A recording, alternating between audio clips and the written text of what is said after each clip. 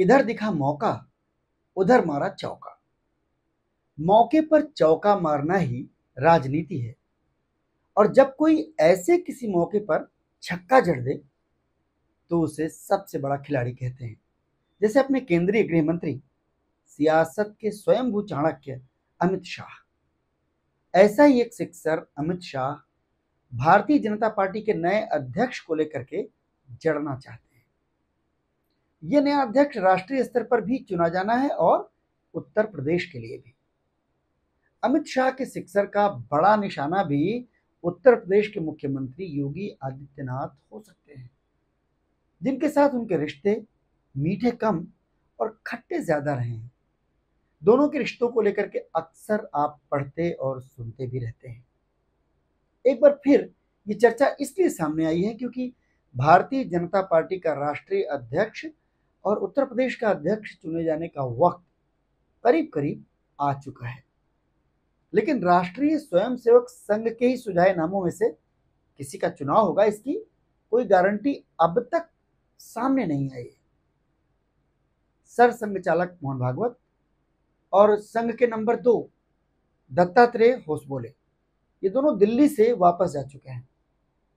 ऐसे में बड़ा सवाल यही है कि क्या संघ अपने मुताबिक बीजेपी को प्रधानमंत्री मोदी और अमित शाह के प्रभाव से मुक्त कर पाएगा, या पार्टी पूरी तरह अमित शाह के इशारे पर ही चलेगी।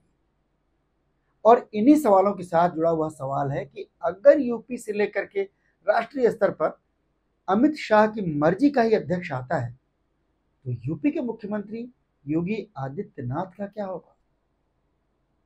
लखनऊ से दिल्ली तक किन नामों की चर्चा है, हम आपको वो भी बताएंगे। नमस्कार, मैं हूं विजय, आप देख रहे हैं एक्सक्लूसिव खबर। आज के दौर में जो सच है वही एक्सक्लूसिव है। और आज का सच यह है कि आरएसएस और आरएसएस की ही शह पर उत्तर प्रदेश की सत्ता में पूरी ताकत के साथ बैठी योगी जी, दोनों को ही दिल्ली की सत्ता ने बड़ा संकेत दे दिया है। जो खबरें आ रही हैं उनके मुताबिक अखिल भारतीय प्रांत प्रचारकों की बैठक में दिल्ली पहुंचे संघ प्रमुख को ऐसा कोई भरोसा नहीं दिया गया है कि संगठन की कमान किसको सौंपी जाएगी।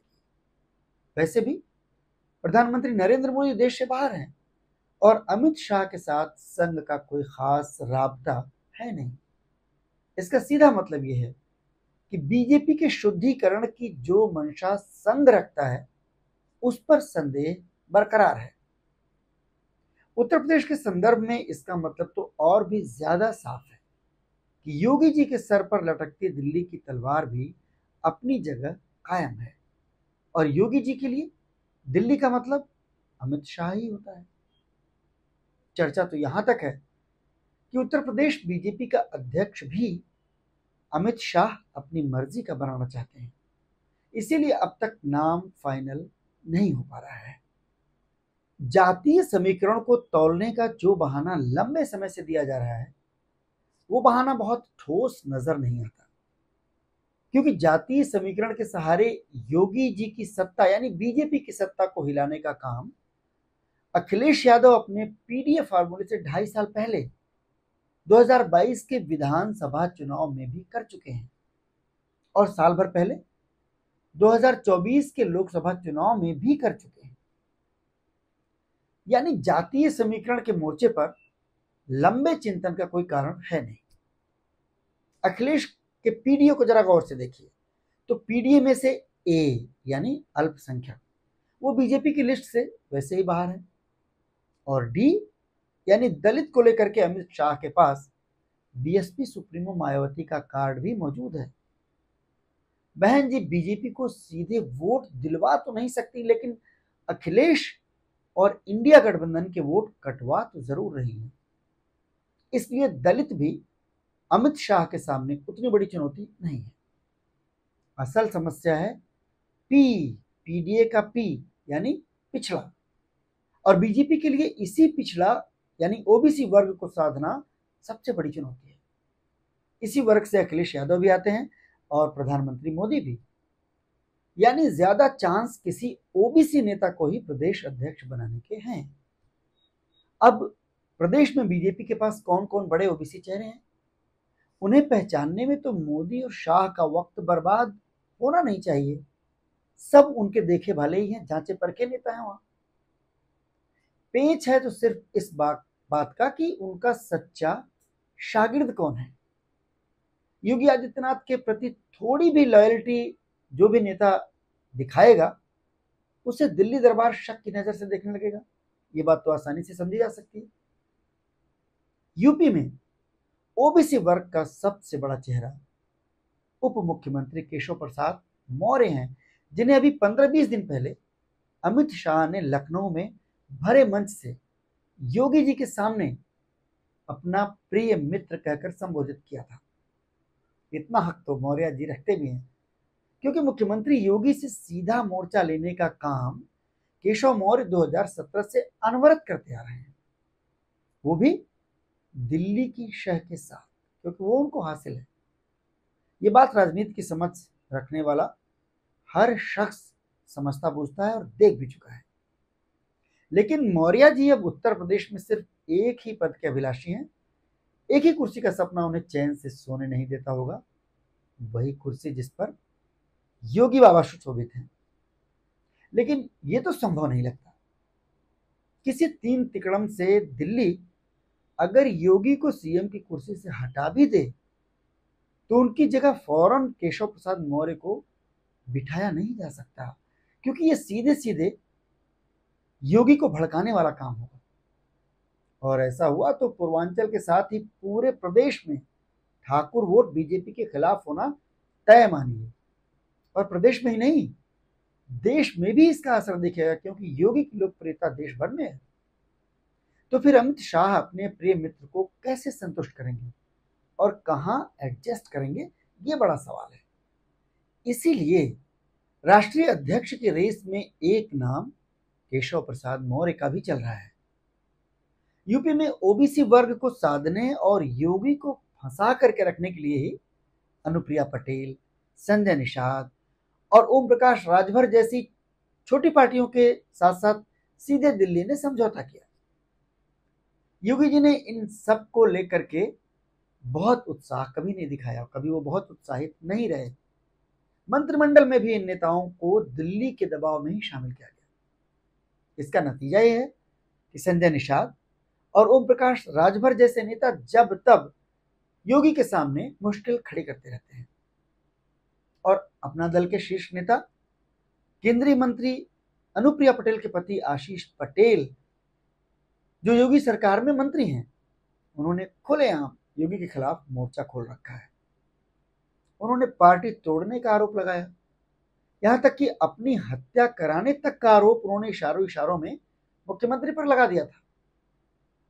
और माना जाता है कि इन सब के सूत्रधार अमित शाह ही हैं। अनुप्रिया पटेल तो ओबीसी की भर्तियों में गड़बड़ी को लेकर के चिट्ठी तक लिख चुकी हैं, जिसमें उनका निशाना मुख्यमंत्री योगी आदित्यनाथ ही थे। इस पर काफी चर्चा हो चुकी है। यानी अध्यक्ष पद की रेस के साथ ही योगी के खिलाफ शिकंजा भी तेजी से कसा जा रहा है। योगी को कंट्रोल करने की नीयत से ही अब तक प्रदेश अध्यक्ष भी फाइनल नहीं हो पा रहा है। जैसा कि हमने बताया कि ज्यादा चांस यूपी में किसी ओबीसी अध्यक्ष बनने के हैं, तो बीजेपी के पास आजमाए हुए स्वतंत्र देव सिंह भी हैं, लेकिन उनके लिए योगी जी भी पैरवी कर रहे हैं। तो मानकर चलिए कि उनकी दावेदारी खुद ब खुद कमजोर हो जाती है, क्योंकि योगी जी पैरवी कर रहे हैं। अगर केशव मौर्य को लेकर के योगी और शाह के बीच कोई समझौता हो गया, तो ऐसी सूरत में ही स्वतंत्र देव सिंह के नाम पर मुहर लग सकती है।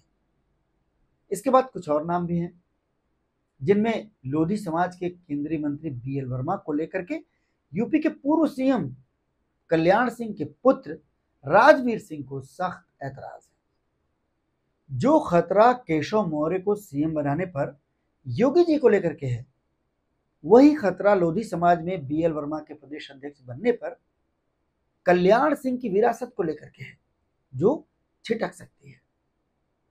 ऐसे में योगी कैबिनेट में मंत्री धर्मपाल सिंह, जो लोधी समाज से ही आते हैं, उनका नाम भी तेजी से आगे आया है। धर्मपाल योगी की हर कैबिनेट में मंत्री रहे हैं, लेकिन कहा जाता है कि वो अमित शाह की भी गुड बुक में है। यूपी में दलित अध्यक्ष के तौर पर अमित शाह के भरोसेमंद रामशंकर कठेरिया का नाम भी आगे चल रहा है। ओबीसी कैंडिडेट पर ज्यादा खींचतान होती है तो कठेरिया की लॉटरी लग सकती है। हालांकि महिला और दलित के कॉम्बिनेशन में एक सरप्राइज कैंडिडेट भी हैं। वो है बेबी रानी मौर्य, जिन्हें किसी बड़ी भूमिका के लिए ही उत्तराखंड के राज्यपाल पद से दिल्ली ने वापस सक्रिय राजनीति में उतारा और योगी कैबिनेट में मंत्री बनवाया।